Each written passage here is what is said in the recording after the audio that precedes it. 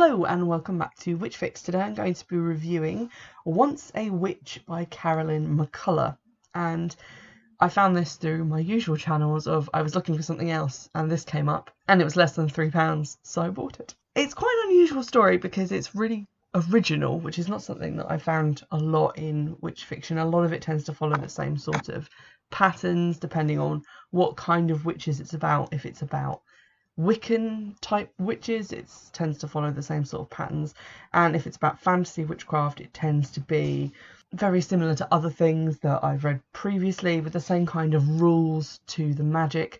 But this one quite surprised me because it kind of jumped out as being original in a lot of ways. In some others it was a bit predictable in that it was similar to other plot lines that I had read elsewhere, but we'll get into that in a minute. So this book is written by Carolyn MacCullough, and it is the first of two books. The first one is this one, Once a Witch, and the second one, unsurprisingly, is called Always a Witch. Haven't read that one yet, but I have got it on order because this book was so interesting that I thought, you know, I have to read the sequel, and it's not asking me to read like a massively long book. This one only just scraped into 300 pages.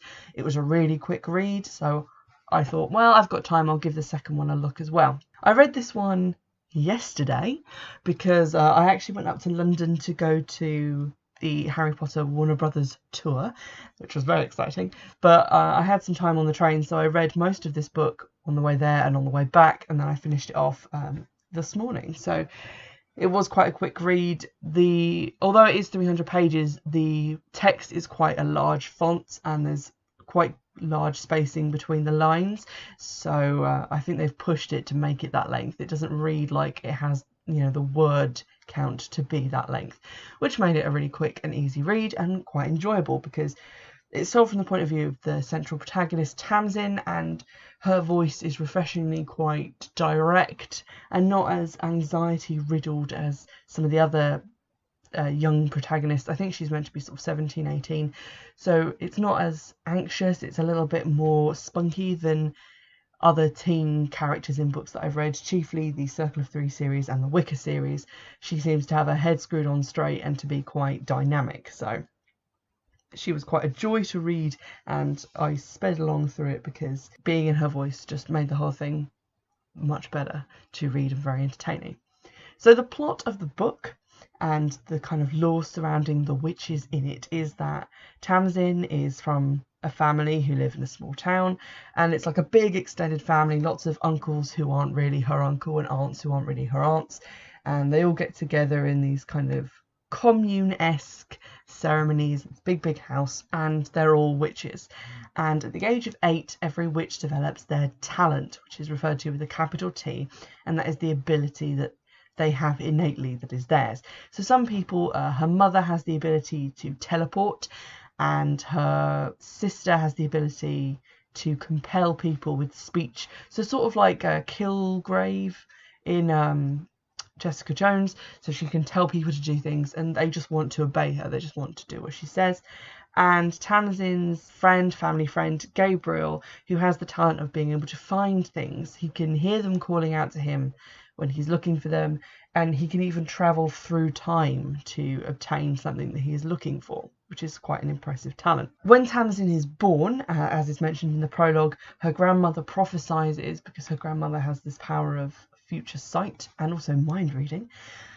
Her grandmother prophesies that she will be the most powerful witch in their family, and this is a song and dance we've probably heard a lot in teen witch fiction because the protagonist always has to be the special one, the destined one, the most powerful one. But we quickly find out that that is not what happens for poor Tamsin. At the age of 8, she does not develop a talent and proceeds to not develop a talent and to feel very shut out by her family because obviously they have all these magic powers, and she's basically just a normal girl. And she goes away to school, to a boarding school in New York, and she makes human mortal friends and basically just tries to stay away from this town altogether, to put it behind her that she is the black sheep of the family. However, she does still have to return sometimes, and it's on one of these visits that she's managing her grandmother's bookshop, where she meets a man called Alistair Callum, who comes in and thinking that she is her sister Rowena, asks her to find something for him, because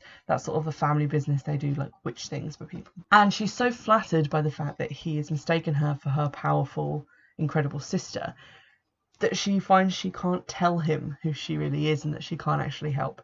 But he asks her to find this clock, an antique clock that was lost from his family like a century ago. And she agrees to help him, and then enlists her friend Gabriel's help, because obviously he's able to find things. So I was already quite intrigued by the plot, because it didn't seem to be following the "you are the special one" narrative, because she'd obviously not lived up to that prophecy and didn't feel like she was ever going to. And she's also a little bit kind of kooky. She shows up to her sister's engagement party ritual thing wearing like an old My Little Pony t-shirt, and she gets caught smoking, and she definitely seems like the misfit of the family, which is preferable, I think, to that kind of Bella Swan aspect of, you know, you're just universally accepted and loved by everyone, even though you're just kind of a generic girl character. So it definitely felt like she had a bit more personality than that, and I was kind of keen to see where this was going to go. I couldn't see or predict what the plotline was going to do, because it was quite dissimilar to other things that I had read. The fact that it then went on to involve time travel was an amazing surprise, and not something that I had seen again in witchy books. It kind of reminded me a little bit of the Time Turner in Harry Potter, but obviously it functions very differently. So in the first part of the book, Tamsin is trying to locate this clock, and it's only once she has found the clock and they've travelled in time and experienced some very strange things from the point in time where this clock could be pinpointed as existing, that she begins to realise that maybe she shouldn't have found the clock, and that bad things are now going to happen. I really enjoyed the book. It's very action-packed. Chapters are very quick to unravel and get into the next chapter, so it speeds along in quite little chapters, which is a good way to keep pacing up, as I've said before.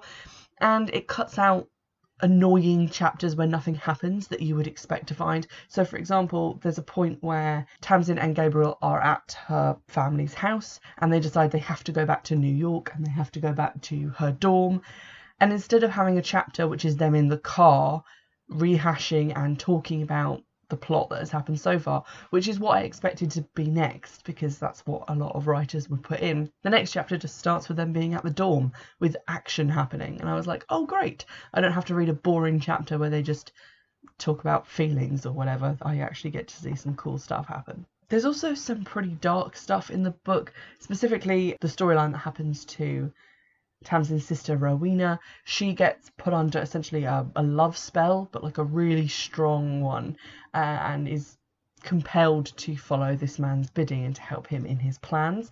So that's pretty dark, and I'm going to trigger warning that, because there's a lot of like creepy stuff going on, and that might make people uncomfortable. There's a spoiler here, because Tamsin actually does have a talent.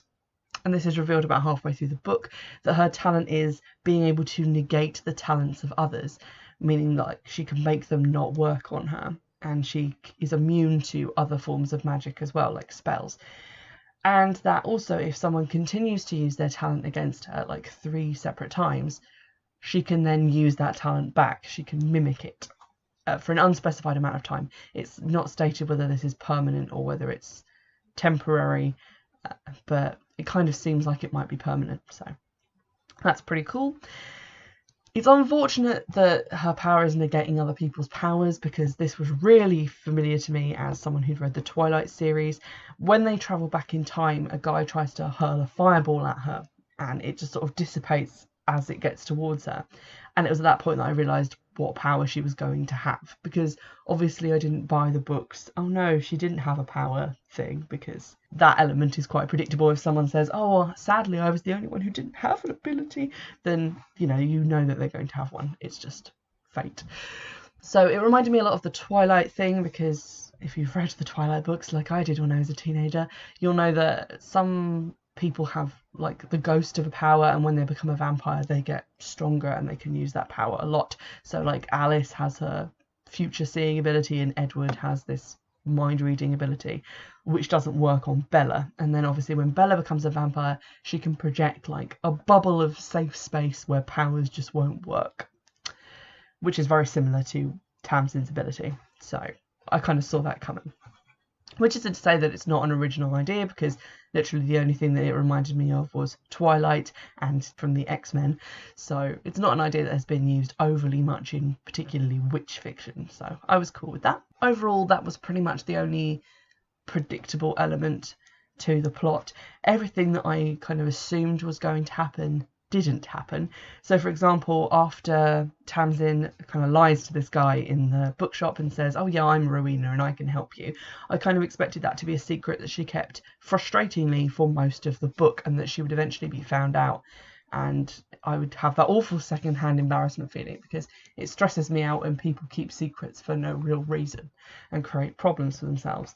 So I was quite surprised when pretty much right after she found the clock, she phones her grandmother and is like, I've done this thing and I feel like it was bad. And I was like, good on you, writer, for not taking the path well travelled and having your characters react in a more sensible way. The climax of the book, like the great big showdown at the end, was kind of a bit muddled for me. I find quite a lot of these books, actually, like specifically like supernatural fantasy books, they'll be really well plotted and really well written, and it'll kind of lead you this merry dance with clues and insinuations, and you'll be working things out about the characters and about the world they live in. And then there'll be this great big showdown at the end, like a fight between the goodies and the baddies, or some sort of altercation or magical thing will happen, and that's when the writing becomes quite confused and quite difficult to decipher what's actually happening and why it's happening. And I did find that a little bit with the climax of this book. Everything up until that point had been quite well explained, but after that point I had to go back and reread sections of the book to be like, how does what I was told here relate to what happened there? And it felt like a bit like what happens at the end had happened because the author thought that it would be a cool thing to see or to have the reader imagine, and not that it was really in keeping with what we had been told previously about this particular magical device and ritual. Trying not to give too much away here, because it is genuinely a really good story and quite suspenseful and interesting as well, so I don't want to give too much away. I'm really excited to get the second book, the follow-up, because obviously it ends on a bit of a cliffhanger, so I want to see what happens next. I am glad, however, that it is only 2 books, and I'm hoping that the second one doesn't end on a cliffhanger, because I don't really see this being able to sustain a whole series, but 2 books about it is probably enough, and about the length that it takes to explore the ideas that have been raised in it. I'd recommend this pretty heavily, especially if you're the kind of person who doesn't normally read like fantasy witch fiction. I tend to be more of a fan of magical realism than I am of fantasy fiction, but what I liked about this was obviously it's very strong fantasy witchcraft. There's very little about actual paganism or Wicca or actual witchcraft in it. But the way that the characters are created, and the voice specifically of Tamsin, who's like the narrating character, are so down to earth and so practical that to a certain extent it sort of feels like you are reading magical realism. It doesn't have these sort of raven-haired, violet-eyed beauties who kind of have all these powers and just kind of take it for granted and don't really seem like real people, which is what really puts me off fantasy fiction. The characters tend to be a little bit wishy-washy and a bit wish fulfillment, but Tamsin definitely has flaws and she definitely responds to things like a normal person would. So it's really easy to root for her, to get on her side. I feel about her the same way I feel about Paige Winterburn, sort of, from the Kelly Armstrong Magic series. So if you like that, you'll definitely like this, and I would definitely give it a go because it explores some interesting things that I hadn't seen in other books, chiefly time travel and how that affects future sight and the predicted future, and also about how being a character with magical powers versus a character who is expected to have magical powers but doesn't relates, because you end up with this interesting sections of Tamsin's personality where she is both reacting to something as someone who now has these incredible magic powers, but also as someone who has had to live most of their life not knowing that they had a talent and feeling ashamed that they were untalented and normal. So I feel like that is the big reason that she stays more grounded and down to earth. which makes it an interesting story to read because she's not just using magic to solve all her problems. She's also trying to use more human skills like logic and planning, critical thinking, and trying to outsmart her enemies in a more human way. I'm going to read you just like the prologue bit, just to give you an idea of the voice of the character and a little bit of her history as well. I was born on the night of Samhain, when the barrier between the worlds is whisper thin, and when magic, old magic, sings its heady and sweet song to anyone who cares to hear it. All night my mother struggled, and when she finally heaved me into the world, my grandmother hovered over me, twisting her fingers in arcane shapes, murmuring in a language only she knew. "What is it?" my mother gasped, turning her face against the lavender-scented pillow. "What's wrong?" Finally, my grandmother answered, her voice full and triumphant. "Your daughter will be one of the most powerful we have ever seen in this family. She will be a beacon for us all." I always wonder how my older sister Rowena, who had been allowed into the room, reacted to that statement.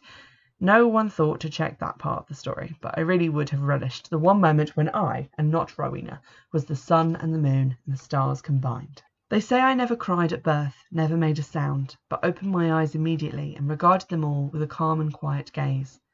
"As if she's seen so much already," my mother whispered, touching my fingers and then my face. Well, if I had seen anything, I've long since forgotten what it was, and as for what my grandmother promised, that's been forgotten too.